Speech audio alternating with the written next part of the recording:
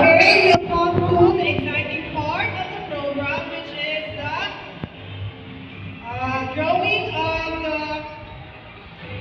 We're going to have the raffle draw, but before that, maybe request the parents katong wala pa nakabutang o mga tickets ninyo, please ibutang na mga tickets because at the count of 10, we will start the raffle draw.